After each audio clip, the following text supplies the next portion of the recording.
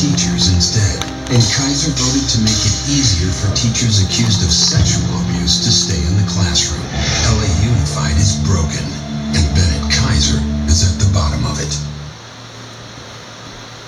Morgan Spurlock, Inside Man, Thursday night at 9 on CNN. We're back with one of the breaking stories we're following this hour. A Pentagon official now telling CNN the U.S. military has spent another $17 million sending more weapons to the Iraqi army since the beginning of this year. Those weapons will be available for use in the upcoming battle to try to liberate the Iraqi city of Mosul. Let's talk about this and more. Joining us, our CNN military analyst, retired Lieutenant General Mark Hertling. Also joining us, our counterterrorism analyst, Philip Mudd, our intelligence and security analyst, Bob Baer, and our law enforcement analyst, Tom Fuentes. Here's the concern a lot of people have, General Hertling. A lot of these weapons winding up the hands of the Iraqi military. They may use them, but you know what? Their track record is not very good. They may wind up going into battle, and once they face a rough battle from ISIS, drop all those weapons, run away, and ISIS winds up with those U.S. military equipment. How concerned should we be about that? I'm not concerned at all with it, Wolf. I know what happened last summer. It was a cause we repeated over and over again. It had to do with not only the leadership, but the training of the Iraqi force. These guys will fight.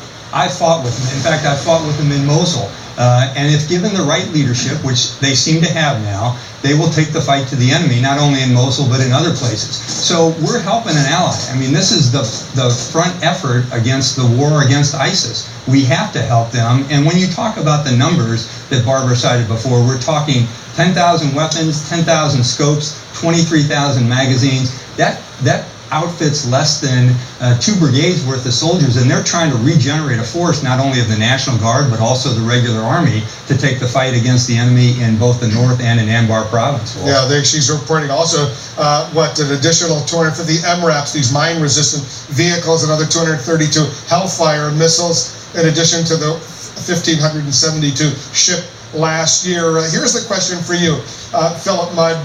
This is an oil exporting country. They got money in Iraq. It's an OPEC country. Why should American taxpayers be paying for all this equipment that is being sent there?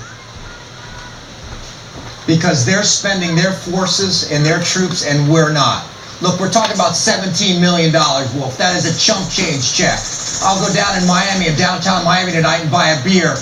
The equivalent of what we're spending for the U.S. government is less than $17 million. Secondly, General Hertling says he's not at all concerned. I'm less concerned than he is. Let's go through our options here. We've decided that ISIS is a problem. We can A, do nothing. We can B, provide some military support that might go to some of the ISIS adversaries. We can C, send in U.S. forces. When you get out of fantasy and get into reality, this choice, if you're in the National Security Council, is not that difficult. Write the chump change check, give them the $17 million. This ain't hard.